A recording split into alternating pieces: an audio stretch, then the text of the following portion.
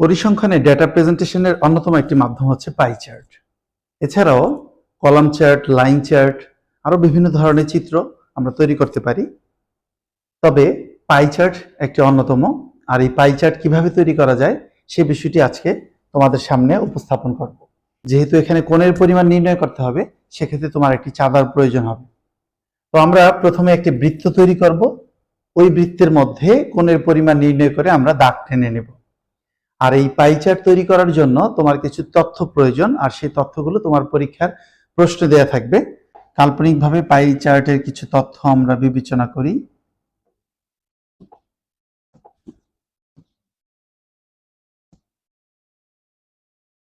মনে করি এখানে কতগুলো তথ্য দেয়া আছে। এখানে দ্রব্যের কিছু নাম দেয়া, এ, বি, সি, ডি, ই। অপর কলামে উৎপাদনের পরিমাণ দেয়া আছে। এ দ্রব্যের উৎপাদন মনে করি 90 মেট্রিক টন, বি দ্রব্যের উৎপাদন 50 মেট্রিক টন, সি দ্রব্যের উৎপাদন 80 মেট্রিক টন, ডি দ্রব্যের উৎপাদন 20 মেট্রিক টন, ই দ্রব্যের উৎপাদন 70 মেট্রিক টন। আর পাই চার্টে দেখানোর জন্য এই উৎপাদনের পরিমাণগুলোর সাপেক্ষে আমরা কোণের পরিমাণ নির্ণয় করব। সেক্ষেত্রে আমাদের আরেকটি কলাম তৈরি করার প্রয়োজন, ইনসার্ট কলাম। এই কলামে আমরা কোণের পরিমাণ নির্ণয় করব। কোণের পরিমাণ নির্ণয় করার জন্য উৎপাদনের পরিমাণটাকে যদি আমরা এফ বিবেচনা করি, আর এই এফ এর সম্পূর্ণ মোট ভ্যালু, যাকে আমরা এন দ্বারা দেখাবো, অর্থাৎ টোটাল ভ্যালু। এবারে কোণের পরিমাণ নির্ণয় করব F divided by N into 360 degree. এক্ষেত্রে আমরা একটি ক্যালকুলেটর ব্যবহার করি।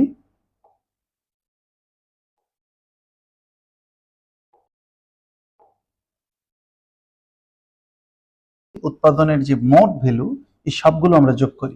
90 প্লাস 50, 80, 20, 70, মোট দাঁড়ায় 310, অর্থাৎ 310। এই হচ্ছে মোট উৎপাদন। এবার যদি কোণের পরিমাণ নির্ণয় করি, তাহলে আমরা কিভাবে নির্ণয় করতে পারি? এ দ্রব্যের উৎপাদন 90 মেট্রিক টন, 90 ডিভাইড বাই 310, একে গুণ করব 360 দিয়ে। যে অংশটি পেলাম 104.51, যাকে আমরা 105 বিবেচনা করব, কারণ পয়েন্টের পর 5 বা তার বেশি হলে এখানে আমরা 1 বেশি ধরব। তাহলে 104কে আমরা 105 বিবেচনা করব, 105 ডিগ্রি। তাহলে এই দ্রব্যের উৎপাদন যেখানে 310-এর মধ্যে 90 মেট্রিক টন, তাহলে 360-এর মধ্যে 105 ডিগ্রি কোণের পরিমাণ নির্ণয় হলো। এবারে বি দ্রব্যের উৎপাদন দেখি। বি দ্রব্যের কোণের পরিমাণ আমরা কিভাবে নির্ণয় করব? 50 ডিভাইডেড বাই 310, আমরা গুণ করব 360 দিয়ে। তাহলে কত দাঁড়ায়? এই যে দেখো 58.06, আমরা ধরবো 58। এবারে দেখি 80, তাহলে 80-র জন্য 80 ডিভাইডেড বাই 310 ইন্টু 360, 92.9। এক্ষেত্রে আমরা একে 93 ধরব। এবার দেখি 20-এর ক্ষেত্রে কি হয়? 20 ডিভাইডেড বাই 310 ইন্টু 360, 23.22, একে ধরবো 23। কারণ পয়েন্টের পরে এখানে 2 অর্থাৎ 0.5 বা তার বেশি হলে 1 বেশি ধরবো। যেহেতু এখানে 0.5 এর নিচে 1 বেশি ধরার প্রয়োজন নেই, আমরা 23কে 23 বিবেচনা করছি। এবারে আসি 70-এর ক্ষেত্রে কি হবে?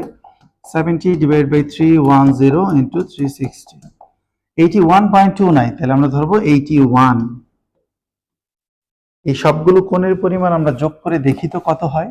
তাহলে 105 প্লাস 58 প্লাস 93 প্লাস 23 প্লাস 81, দেখো 360 হয়ে যাচ্ছে, তার মানে একটি বৃত্তের মোট কোণের পরিমাণ হচ্ছে 360 ডিগ্রি। যেহেতু আমরা একটি বৃত্তের মধ্যে সবগুলো দ্রব্য বিবেচনা করব, সেক্ষেত্রে অবশ্যই কোণের পরিমাণ 360 এটা হতে হবে।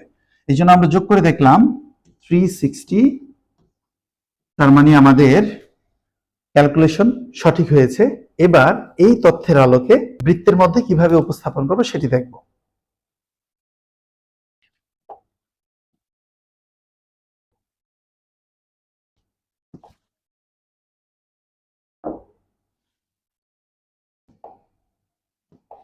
প্রথমে তোমরা একটি বৃত্ত অঙ্কন করে নিবে এবং এই বিন্দু থেকে একটি রেখা টেনে নেবে।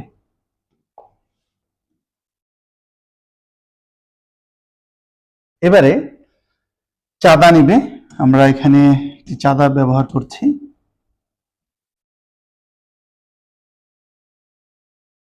এই চাঁদাটি মূল বিন্দুর সাথে সঠিকভাবে বসাবে। আমরা এখন কোণের পরিমাণ নির্ণয় করব।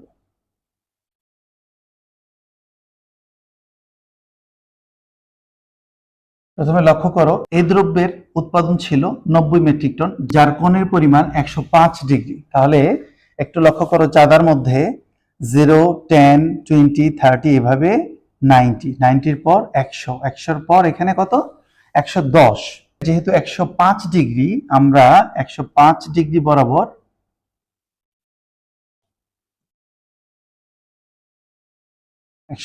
বরাবর আমরা স্কেল দিয়ে একটি দাগ টানব। এবার এই দাগ থেকে তার পরের অর্থাৎ বি দ্রব্যের কোণের পরিমাণ হচ্ছে 58। স্কেলটিকে আমরা আবার 0 থেকে তার কোণের পরিমাণ নির্ণয় করব 58। এখান থেকে কোণের পরিমাণ যদি 58 হয়, একটু লক্ষ্য করো, 50 এই হচ্ছে 58। এই 58 বরাবর আমরা একটি দাগ টানব। আর প্রথম যেই কোণের পরিমাণটি পেলাম সেটি হচ্ছে এ দ্রব্য। পরবর্তী যে এখন কোণের পরিমাণ নির্ণয় করব, এখন এই বরাবর আমরা একটি দাগ টানব এবং এই কোণের পরিমাণটি হচ্ছে বি দ্রব্যের। আবারও আমরা চাঁদাটিকে ঘুরিয়ে এর মধ্যে এই বর্ডার অনুযায়ী 0-তে বিবেচনা করে আমরা দেখব সি দ্রব্যের কোণের পরিমাণ হচ্ছে 93। তাহলে আমরা 93 হিসেব করব, 78, 80, 90, 90-র পর আমরা 93 হিসেব করব। এই 93 বরাবর আমরা আরেকটি রেখা টানব।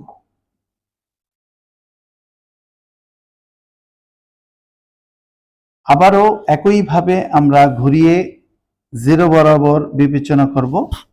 এবারে দেখব ডি দ্রব্যে হচ্ছে 23। তাহলে কোণের পরিমাণ 23, 10, 20 এই হচ্ছে 23। 20-এর পর 21, 2, 3 এখানে আমরা একটি রেখা টানব। তাহলে কি কি হয়ে গেল, এ, তারপরে হচ্ছে বি, তারপরে হচ্ছে সি, এখন যেটি পেলাম সেটি হচ্ছে ডি। আমরা একটু ঘুরিয়ে নিই, আবার এখানে 0 থেকে পরের কোণের পরিমাণ লক্ষ্য করো 81। এবং সর্বশেষের জন্য কোনো দাগ টানার প্রয়োজন নেই, কারণ প্রথমটির পেছনের দাগের সাথে এখন যে অংশটি পেলাম দেখো 83 প্রায় কাছাকাছি মিলে যাবে। এই যে 0 থেকে দেখো এখানে হচ্ছে 90 আর এই যে হচ্ছে 80, তাহলে এই দাগটির বরাবর আমরা একটু নিয়ে দেখি, প্রায় 81, 82 মিলে গেছে। দেখো পুরোপুরি 81, শেষের জন্য আর দাগ টানা প্রয়োজন নেই। আমাদের চাঁদার কাজ শেষ, চাঁদাটিকে আমরা সরিয়ে নিচ্ছি। তাহলে দেখো এ, বি, সি এবং এটি হচ্ছে ডি, তারপর হচ্ছে ই। খুব সহজেই চাঁদা ব্যবহার করে তোমরা একটি পাই চার্ট তৈরি করতে পারবে। তবে পাই চার্ট তৈরি করার আগে তোমার এই হিসাবটি তৈরি করে নিতে হবে, অর্থাৎ তোমার পরীক্ষার প্রশ্নে উৎপাদনের পরিমাণ বা বিভিন্ন ধরনের সূচক দেয়া থাকবে, তার থেকে তোমরা কোণের পরিমাণ নির্ণয় করবে। কিভাবে কোণের পরিমাণ নির্ণয় করবে, প্রতি রোয়ের এই মানটিকে মোট মান দ্বারা ভাগ করে 360-এ কনভার্ট করবে, অর্থাৎ 360 দিয়ে যদি গুণ করো তাহলে কোণের পরিমাণ পেয়ে যাবে। এবং সবগুলো কোণের পরিমাণ যোগ করলে অবশ্যই 360 হবে, কারণ একটি বৃত্তে মোট কোণের পরিমাণ হবে 360 ডিগ্রি। আর এভাবে চাঁদা ব্যবহার করে তুমি খুব সুন্দরভাবে একটি পাই চার্ট তৈরি করতে পারবে। তুমি চাইলে এখানে কোণের পরিমাণগুলো উল্লেখ করে দিতে পারো। আমরা ভিন্ন একটি কালার ব্যবহার করে কোণের পরিমাণ উল্লেখ করে দিচ্ছি।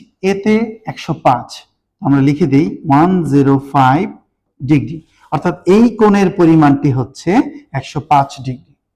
এবার দেখো বিতে হচ্ছে 58, বিতে হচ্ছে 58 ডিগ্রি, সিতে হচ্ছে 93, সিতে 93, ডিতে হচ্ছে 23 এবং ইতে হচ্ছে 81। এভাবে একটি বৃত্তচিত্র তৈরি করতে পারবে। তবে বৃত্তচিত্রের প্রতিটি অংশকে তুমি চাইলে ভিন্ন ভিন্ন প্যাটার্ন করে দিতে পারো।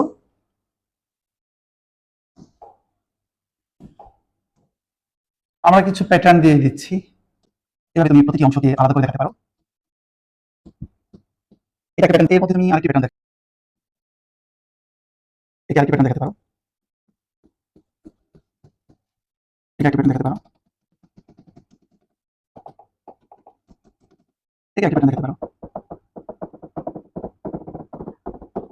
দেখো, একটি বৃত্তচিত্রের বিভিন্ন অংশের আমরা ভিন্ন ভিন্ন প্যাটার্নে উপস্থাপন করেছি এবং তুমি নিচে লিখে দিতে পারো